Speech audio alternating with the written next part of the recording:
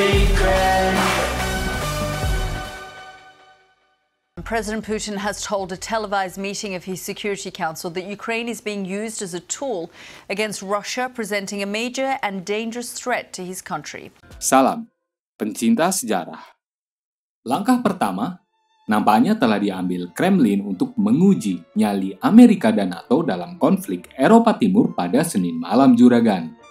Dikabarkan, Vladimir Putin telah mengakui berdirinya Republik Donetsk dan Republik Luhansk sebagai negara merdeka dari Ukraina. Bukan hanya itu, Pak Putin juga mengirimkan pasukannya ke wilayah konflik dengan dalih pasukan perdamaian. Apakah Bapak Zelensky berani mengirim pasukan perdamaian Rusia itu untuk makan malam di surga? Apa yang dilakukan Pak Putin jelas sebuah tantangan nyata ke pihak Barat.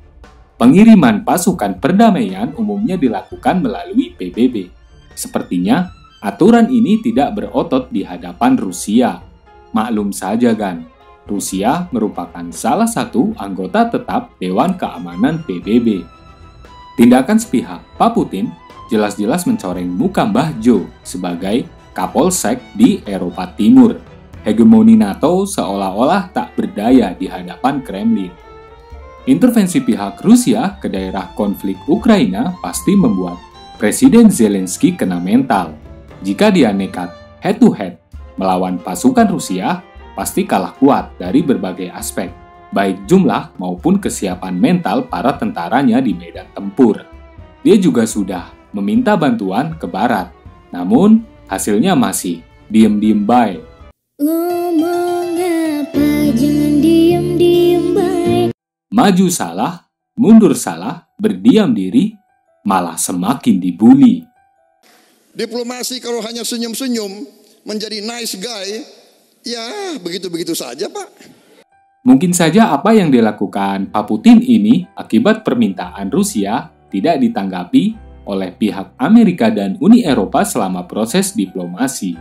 Padahal, Om Macron dan Mang Olaf sudah bolak-balik bola membuat deal-deal dengan Pak Putin. Ya, masih begitu-begitu saja hasilnya. Atau, permintaan Pak Putin terlalu mahal dibayar oleh pihak Barat, tak mau dianggap lemah jiwa. Bajo membuktikan apa yang pernah dia katakan kepada Rusia. Pihak Amerika dan Uni Eropa memberlakukan sanksi kepada Rusia. Di antaranya, para pejabat senior Rusia dilarang menginjakkan kaki di 27 negara Eropa. Pembekuan aset para pejabat Rusia di negara-negara Eropa. Beberapa perusahaan Rusia juga mendapat sanksi, namun belum disebutkan secara rinci bentuk sanksinya, kan. Penguatan pasukan di negara-negara NATO yang berbatasan langsung dengan Rusia juga diperkuat. Ditambah pengerahan pesawat tempur F-35. Salah satu pejabat Uni Eropa mengatakan, efek sanksi yang akan diterima Rusia akan menimbulkan kerugian besar. Bagaimana tanggapan Putin atas langkah Amerika ini?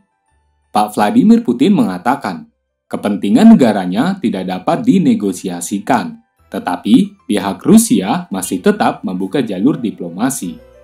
Bahasa-bahasa politis memang multitafsir, juragan. Ujung-ujungnya, ya begitu-begitu saja kalau keinginannya tidak dipenuhi. Posisi paling membagongkan dialami Pak Zelensky tentunya. Dia terjepit dalam pertarungan dua kekuatan besar abad ini. Salah langkah sedikit saja bisa-bisa wilayah hilang. Harapan jadi anggota NATO pun masih digantung. Itulah kenapa Diplomasi hanya bisa dan harus di-backup oleh kekuatan.